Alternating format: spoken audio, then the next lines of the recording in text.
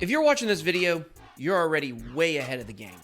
Most people still believe that crypto is a scam and Bitcoin is a Ponzi scheme, even though that doesn't really make sense. I see people all of the time that say things like that to me when I mention Bitcoin to them. There's one thing that makes our community here so strong.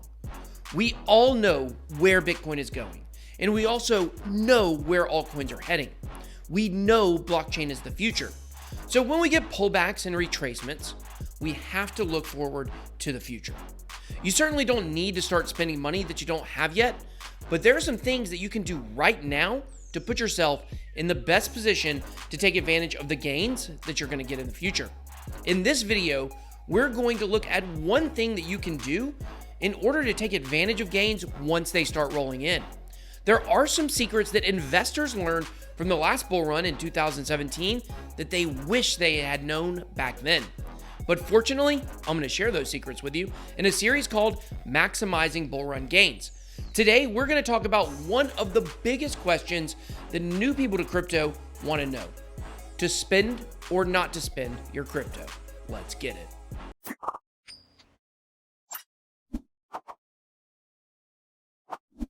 Hello and welcome to BITBOY Crypto, your one-stop shop for all things related to Bitcoin and cryptocurrency. I make videos on this channel almost every single day.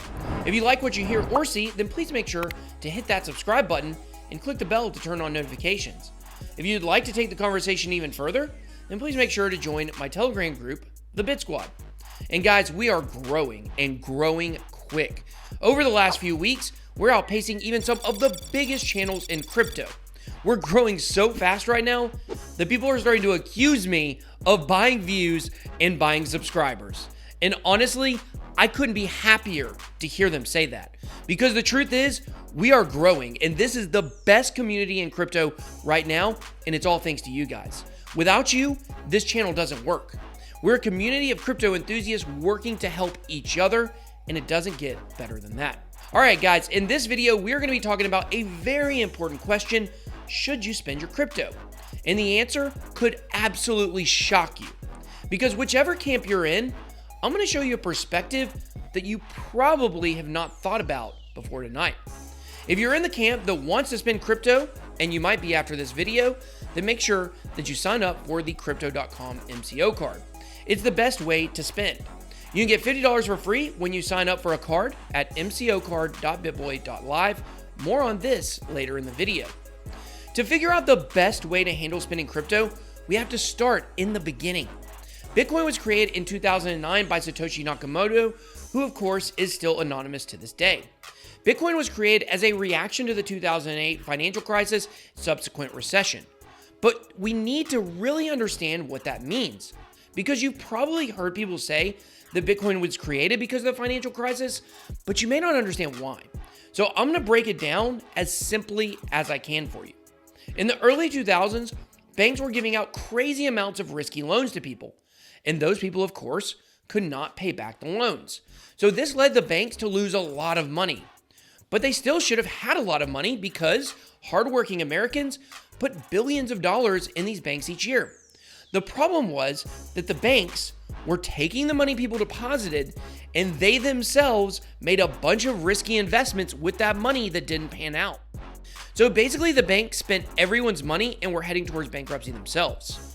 Oh, the irony. So the only way to avoid a total and complete financial meltdown was for the government to give the banks enough money to cover those losses. And whose money was that? Of course, the hardworking American people, who had already given their money to the banks once. Since the government runs on tax money, Americans basically gave the banks all their money twice. To make matters worse, a side effect of that was that now that tax money suddenly came back into the economy, which caused inflation and the devaluation of money. So not only did people give the banks their money twice, but now the money still in their own pockets was worth less. So it was basically a win-win for the banks and a loss-loss for the American people. So the creation of Bitcoin was meant to remove that central figure in our transactions that wrecked our economy. If we can't trust banks with our money, then we should have a system where we are the bank and we're responsible for our own money. What a novel concept. But the original idea of Bitcoin was as an electronic cash system. This is a digital way to send money without the need for a third party like a bank. Now, Bitcoin Cash still believes that's the most important part of the white paper, which is why that coin's backers are all about using BCH to pay for things like coffee or groceries.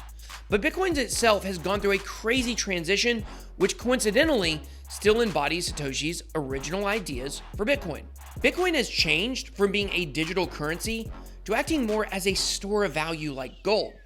This means that if a currency is being devalued, like we've seen in many South American countries, that an asset that is a store of value will keep its value despite the plunging currency. When there is a financial crisis, a country's government will place capital controls on banks. This means people may not be able to withdraw cash, transfer money across borders, cash checks, or many other things. So since Bitcoin acts as a store of value, it protects people from capital controls, and they still get to control their money, which is exactly what Satoshi envisioned. It just looks a little bit different now. Basically, you don't have to spend crypto to honor some sort of idealistic notion set forth by the creation of cryptocurrency. If you never spend crypto, that doesn't mean that you aren't helping with adoption. If you are going to spend crypto, then you need to make sure that it makes sense for you to do so. There are some definite do's and don'ts when it comes to this topic. So Jacob Canfield is a good friend of mine.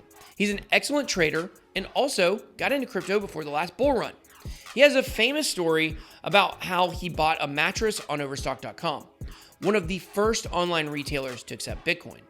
It was a nice mattress, but during the peak of the bull run in 2017, the Bitcoin he spent on that mattress would have been worth $400,000.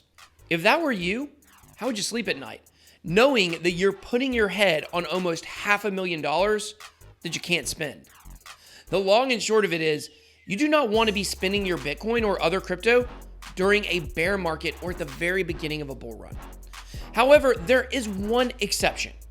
If you have access to a card like Crypto.com, where you earn cash back in the form of crypto for spending cryptocurrency, then you can simply pay your regular bills and regular expenses with crypto and earn 3 to 6% back. Keep in mind, this is money that you would have been spending anyways, but you are converting the cash over to crypto so you can get cash back in the form of MCO tokens. Now, MCO and CRO are two of my top projects I'm looking at this year. Crypto.com is a supporter of my channel, but I'm extremely bullish on this project and have been for a long time. So not only are you getting cash back in the form of MCO, but the percentage you get back could balloon into a much bigger number down the road as the bull run intensifies. Now, if you're interested in signing up for the card, like I mentioned earlier, make sure to use mcocard.bitboy.live when you sign up to get $50 free and you support the channel. And a little tip, if you're wondering what the best way to pay your bills with the card is, it would be to buy Bitcoin on either Binance US or Coinbase Pro and send that over to your Crypto.com account. Those are the cheapest places to buy Bitcoin with fees low enough that you still come out way ahead. So outside of paying your regular expenses with crypto instead of cash, is there another acceptable time to spend your crypto? The answer to that question is definitely. There is a time. So let's think about Jacob's story in a different way. What if instead of buying a mattress in 2014, he had bought it in December of 2017 when Bitcoin was at 19K? If he had spent 3K in Bitcoin on the mattress during that time, that mattress would have only been worth about $600 a year later.